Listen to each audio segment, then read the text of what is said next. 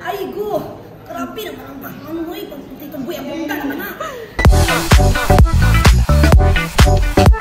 Ano po talaga? Again, paulit-ulit ko po to.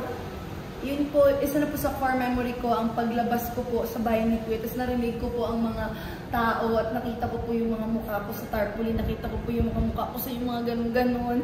Tapos yung mga mukha ko sa ganun. Sobrang po talaga akong naiyak. Sobrang po akong nagpapasalamat. Hindi po namin akalain sa loob na ganito po kainit yung suporta niyo po sa PBB dito sa labas, sa outside world. Kung saan dito ang totoong laban. Maraming salamat po.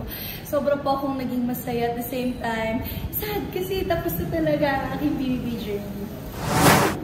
Ako, pinili ko po talaga si Ate Klang and no regrets pa ako kay Ate Klang. Ate Klang is one of the reasons po na bakit okay po ako sa loob ng bahay. It was already hard enough po sa loob ng bahay.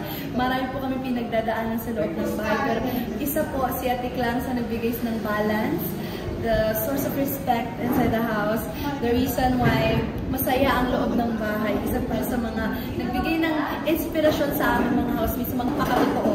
So, kaya po, wala po akong pag-isisian. Sobrang saya ko kasi kami ang final duo. So, in short, sa lahat ng promo, kakanta siya. Ako, magpa-flower dance na lang, o magpa-flower sticks. Kasi diba, may new skills sa tayo.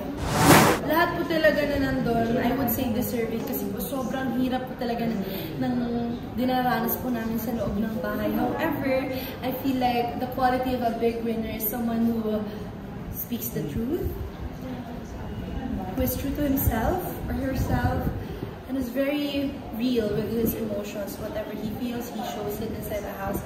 He or she shows it inside your house. And I feel like growth is also an important factor. Ako po ay masaya po sa kung ano mang ibigay po sa akin ng Sparkle. I believe they know what's best for me. So I just trust them kung ano po ang gusto nilang ibigay sa akin. For right now, I'll say yes to everything. Lahat po ng nagmamahal, sa lahat ng pangkat, shubi, sa lahat po ng bumubuo ng sumusuporta sa akin po, maraming salamat po dahil nandyan kayo. Kayo po ang rason kung bakit ako patuloy na lumalaban. Even if I'm outside the house, mainit pa rin po ang suporta niyo sa akin. Kaya naman po, lubos po ako nagpapasalamat. Hindi po ako mapapagod magpapasalamat sa inyong lahat. Mahal na mahal ko kayo. If only I could hold everybody, gagawin ko po yun. Ganun ko po kayo kamahal. Ganun ko po kayo pinakahalagahan. I love you all. Thank you so much. Huwag po kayo mag-alala. I'll stay the same and I'll be shining my light until the end of time. I love you.